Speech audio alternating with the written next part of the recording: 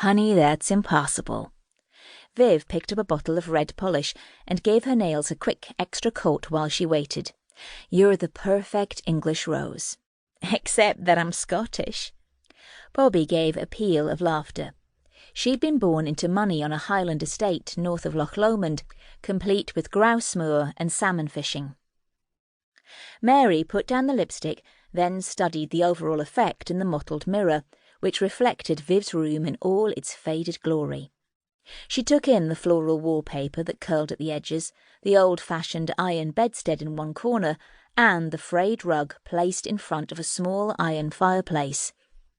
It had to be admitted that Burton Grange was well past its prime, built in the 18th century as a grand manor house with extensive grounds, but now requisitioned by the War Office to house the 20 or so civilian volunteers who made up the Air Transport Auxiliary in the North Riding village of Rixley.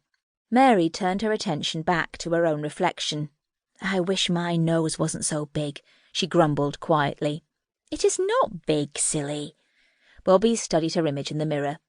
"You'd have cause to complain if you had my sticky-out ears, and on top of that, my toes are all squished." Ears, noses, toeses, schmoses. Viv blew on her fingernails to dry the varnish. "Since we're in confessional mode, do you two want to hear my least favourite feature?" "Yes, please," Mary and Bobbie sang out in unison. Viv turned to present her back view. "It's my derriere." More laughter filled the room, and the other two girls sprang to their feet. "Heads, shoulders, knees and toes," they chorused with the accompanying actions.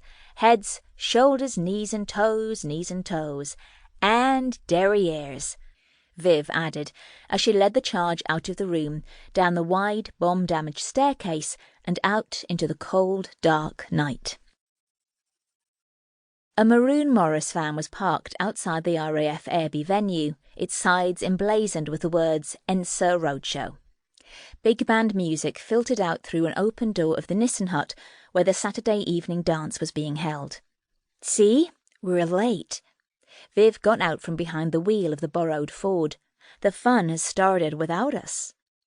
Bobbie and Mary slid gracefully from the back seat, turning up their coat collars against the blustery wind and clutching their handbags to their chests. As they rushed towards the door, ignoring posters inviting recruits to make the RAF supreme and insisting that every new aircraft needs a crew, a gang of raucous cadets from the initial training wing jumped out of the back of a tilly wagon and made a beeline for the girls. "Here's a sight for sore eyes," one crowed in loose-jawed admiration.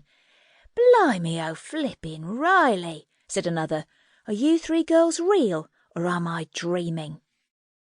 Viv, Mary and Bobbie found themselves surrounded by smiling, jostling suitors, all dressed in uniform and with brutal short back and sides haircuts, and all smelling of shaving soap and brilliantine. Viv sailed on ahead of Bobbie and Mary. "Make way there, guys. Let the dog see the rabbit." "Can I have the first dance?" a tall, gangly youth implored Bobbie. "Make my night. Say yes." "We'll see." She followed Viv inside. "Let me at least take my coat off." "I'll be waiting by the bar," he promised, as he was shouldered aside by two others eager to secure a similar promise from Mary. "Hold your horses." Mary fended them off with her handbag. "Give a girl a chance." With the evening already well underway, Viv, Mary and Bobbie were greeted by a swirl of dancers in close ballroom hold, the men in uniform and the girls in bright, shiny dresses, bedecked with silk flowers, pearls and diamante. From a temporary stage at the far end of the room, a stout young chanteuse with brightly rouged cheeks crooned, "I'll be seeing you," into a microphone, accompanied by a four-piece band. "In all the old familiar places, just as the song says." Mary turned to find her fiancé, Cameron Ainsley, murmuring the words from Bing Crosby's recent hit song. "Cameron," she breathed. There he was, in his flight lieutenant's uniform, waiting for her just inside the door, by far the most handsome man there, and by far the tallest and most distinguished, the most everything.